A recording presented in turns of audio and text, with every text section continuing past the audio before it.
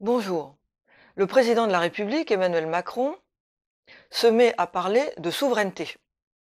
Mais la souveraineté dont il parle, c'est la souveraineté européenne.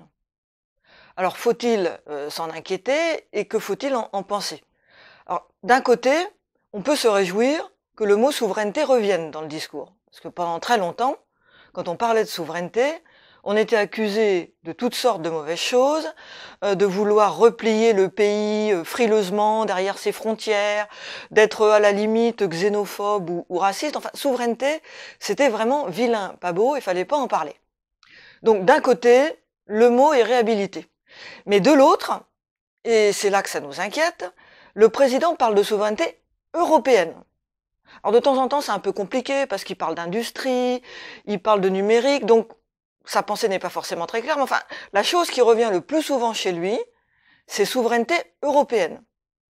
Alors qu'est-ce que ça veut dire ce truc-là? Parce que nous, dans notre constitution et dans notre histoire, on a souveraineté nationale, on a souveraineté populaire, et ça, on voit à peu près ce que ça veut dire. C'est-à-dire, dans le cadre national, il existe une communauté politique de citoyens qui est souveraine, c'est-à-dire que cette communauté politique, par des élections, choisit des représentants, par des référendums, elle prend des décisions, et elle organise de cette manière l'intérêt général, le destin commun.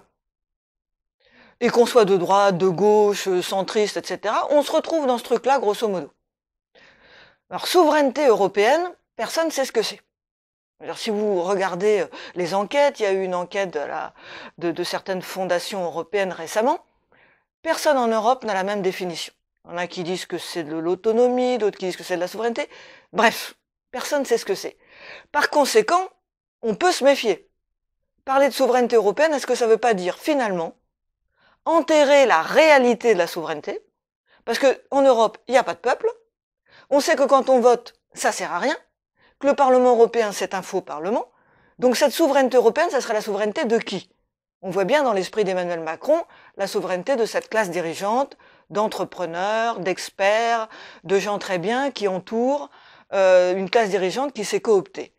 Donc, l'objectif aujourd'hui, c'est de réinvestir, nous, le terme de souveraineté, et de dire que la seule souveraineté qui vaille, c'est la souveraineté populaire du peuple français, sous la bannière de la Déclaration des droits de l'homme et du citoyen, et ça ne peut s'exprimer que par un changement de constitution grâce à l'élection d'une assemblée constituante en France.